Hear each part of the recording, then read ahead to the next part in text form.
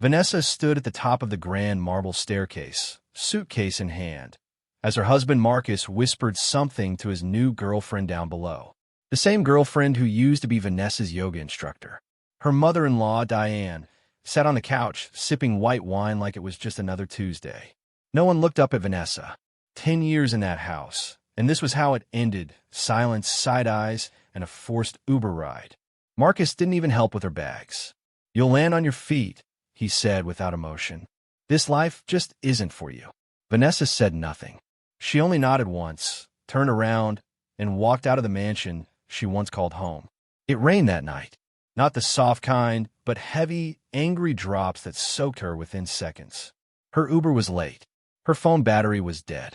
And her heart felt like it had shattered into pieces so small she couldn't even gather them. Yet, as she stood in the driveway with her suitcase and the cold wind slicing her skin, Vanessa felt something unfamiliar: relief. For the first time in years, she wasn't pretending. She no longer had to shrink herself to fit into a family that resented her presence. What they didn't know, what they never bothered to ask, was who she really was before Marcus. Back in South Dallas, Vanessa had been raised by her grandmother, Miss Loretta, one of the few black women who owned blocks of property during the 70s housing boom. She taught Vanessa everything: how to spot good land, how to keep her name out of public records, and how to move like money without flashing it. When Miss Loretta passed, she left behind properties, shares in 3 banks, and a sealed letter. "Don't open this until they show you who they are," it said. Vanessa opened it 2 years into her marriage, after Diane first called her just a charity case Marcus picked up. That's when she quietly transferred everything to a shell company under her middle name, Renee. Vanessa never told Marcus she came into money. She wanted love that wasn't tied to dollars. She drove a 10-year-old Toyota, wore clearance rack dresses, and always offered to split bills, even when her husband insisted he'd handle it. Diane and Marcus's sisters mocked her relentlessly, saying she had no ambition, no style, no pedigree. They said it behind her back, but loud enough for her to hear. She absorbed it all, never responding. Not because she was weak, but because she was watching. She knew, deep down, that someday the mask would fall off. And when they did, she needed to be ready. After leaving the mansion, Vanessa booked a room in a modest motel on the edge of the city. Not because she had to, but because she needed silence to think. She spent her days rereading Miss Loretta's notes, studying market shifts, and making phone calls under a different name. Within weeks, she closed on 4 new commercial properties in Atlanta, acquired 2 beauty brands through private investors, and quietly bought out a failing luxury fashion label once owned by a rival family to the Harrisons, Marcus's people. She wasn't angry. She was focused, and that made her dangerous. Marcus, meanwhile, was unraveling. His new girlfriend had expensive tastes and zero business sense. She pushed him to refinance the mansion to pay for trips, clothes, and a lifestyle they couldn't maintain. Diane co-signed the new mortgage without reading the fine print. By the time they realized the balloon payment had doubled, it was too late. The family's restaurant business, already struggling, was bleeding cash.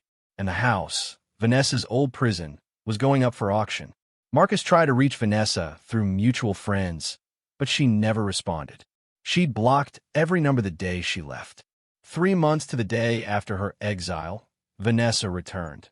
Not through the front door, but through the back of the auction hall where her former mansion was listed.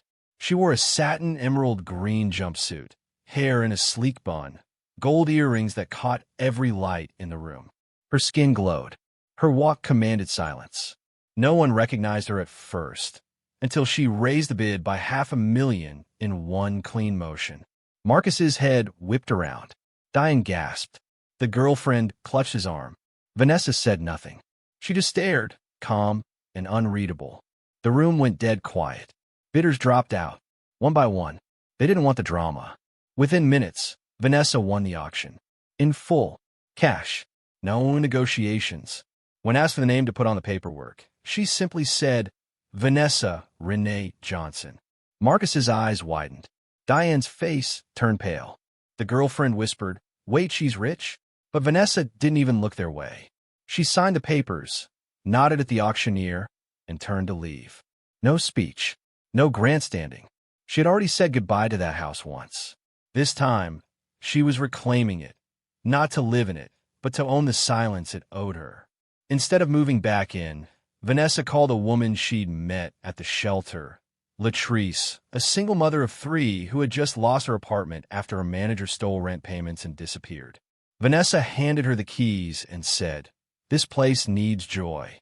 Make it yours." Latrice cried. Her children screamed with happiness. Vanessa stood on the porch and looked up at the windows that once held her tears. She smiled. "It's not home if you're not wanted," she whispered to herself, then walked away as the kids ran through the halls she once cleaned in silence. Word spread like wildfire. She bought it cash. She gave it away. That girl's been holding out. The Harrison family became the punchline of private circles. Once proud, now humiliated. Marcus tried to frame it as a betrayal. "She tricked us," he told friends. But no one believed him. Vanessa didn't flaunt her money. She just lived well, discreetly. No interviews. No tell-all posts. Just soft power. Quiet revenge. A new penthouse overlooking the city. And peace. She didn't need anyone to see her win. But they did. And they'd never forget the woman they once dismissed as not good enough. Vanessa's days grew calmer, quieter, but her moves got bolder. She hired a personal chef, not because she didn't know how to cook, she did, but because she finally believed she deserved rest. She began investing in art, in tech, and in herself. Her mornings started with yoga, but not in a studio where someone judged her for not wearing Lululemon. She practiced alone, on a balcony that overlooked the skyline, wind kissing her skin, peace wrapping her like silk. She journaled daily, writing not just plans but gratitude. "I'm no longer pretending to be small," she wrote one morning. "I'm a room." Meanwhile, Marcus was sinking. His relationship with his new girlfriend had soured. She didn't want a struggling man. She wanted the lifestyle Vanessa had helped build, but without the patience, loyalty, or vision. Bills piled up. Diane had to sell off the family's vacation home. The restaurant closed after a failed health inspection. Vanessa had nothing to do with it, but everyone assumed she pulled strings. People began to distance themselves from the Harrisons. Their reputation, once spotless, was now a mess of gossip and speculation. The irony? Vanessa never said a word. She just let the truth breathe. One Sunday afternoon, Vanessa visited Miss Loretta's grave. She wore a simple white dress and brought hydrangeas, Loretta's favorite. "You were right," she whispered, kneeling. "They showed me exactly who they were." She stayed for an hour, thinking about the day Miss Loretta made her memorize how to buy land in different states, how to spot red flags in men, and how to know the difference between quiet strength and passive silence. "Don't ever confuse peace with permission," her grandmother used to say.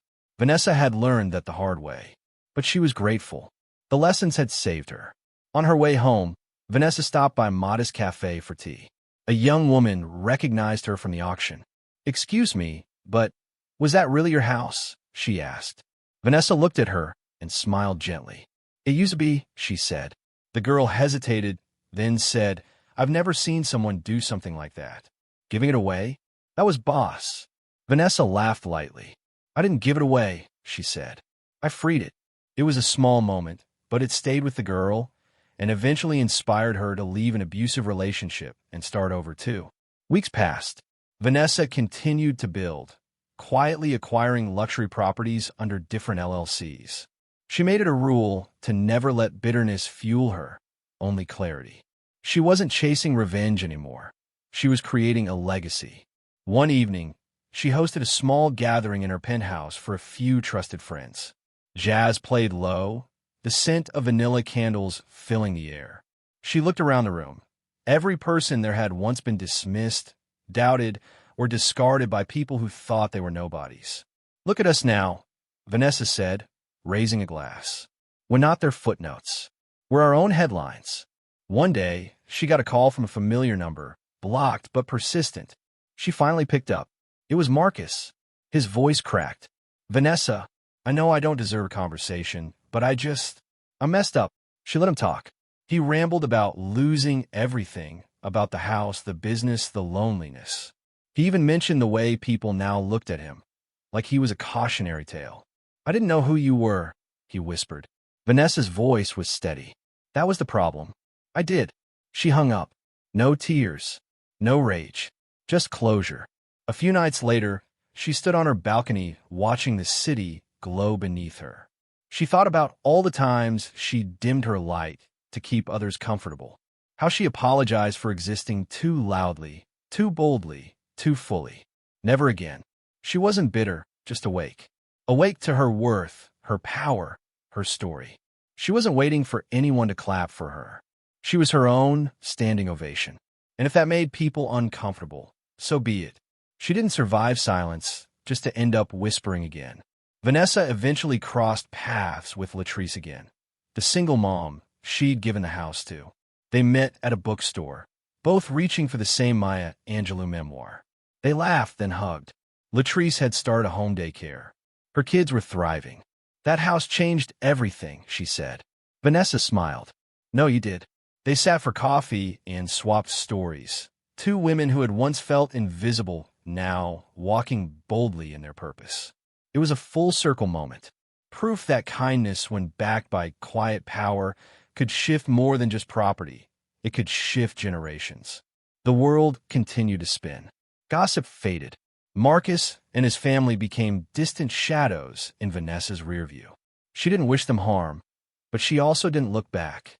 She focused on creating safe spaces, buying up properties, and turning them into peaceful homes for women rebuilding their lives.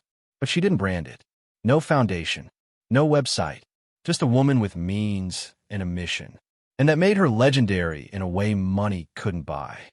And yet, through all of it, Vanessa stayed grounded. She still shopped at corner stores, still called her best friend every Sunday night, still whispered, "Thank you," when she woke up each day. Her power wasn't just in her wealth. It was in her grace, her restraint, her ability to walk away from flames without setting anything on fire herself. They'd kicked her out of that mansion, thinking they were ending her story. But really, they just gave her the silence she needed to write a masterpiece. If you enjoyed this story, please like, comment, and share this video with your friends. Subscribe and turn on the notification bell so you never miss a powerful story drop.